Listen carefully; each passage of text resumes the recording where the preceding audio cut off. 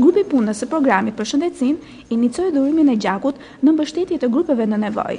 Dhurimi i gjakut nuk është vetëm një detyrim qytetar dhe humanizëm, por dhurimi i gjakut të paktën një herë në vit ndihmon pastrimin e gjakut dhe njëkohësisht dhe rigjenerimit e organizmit të njeriut.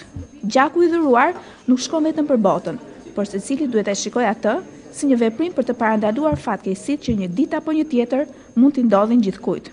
Kryetarja e grupit të punës për hartimin e programit të shëndetësisë së Partisë Socialiste, deputetja Klodiana Spahiu, gjatë një prononcimi për median e pranishme, uroi që kjo fushat të vazhdojë edhe në qytete të tjera në çdo skaj të vendit.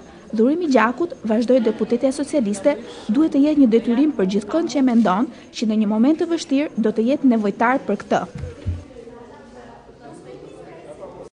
Selinë PS-s, grupi i punës i shëndetësisë në bashkëpunim me organizatën shqiptare të dhuruesve të gjakut, ka organizuar këtë seancë për dhurimin e gjakut.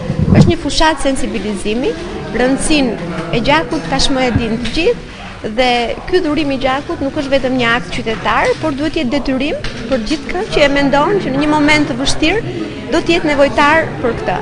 E bëjmë të sensibilizim për gjithë qytetarët dhe ne do të përpiqemi që këtë seancë të dhurimit të gjakut ta organizojmë në çdo qytet, që ne do të organizojmë dhe tryezat për programin e shëndetësisë. Fusha dhurimi i gjakut si ka pritur këtë qendrim të PS-s? Mirë, shumë faleminderit për mirëpritje.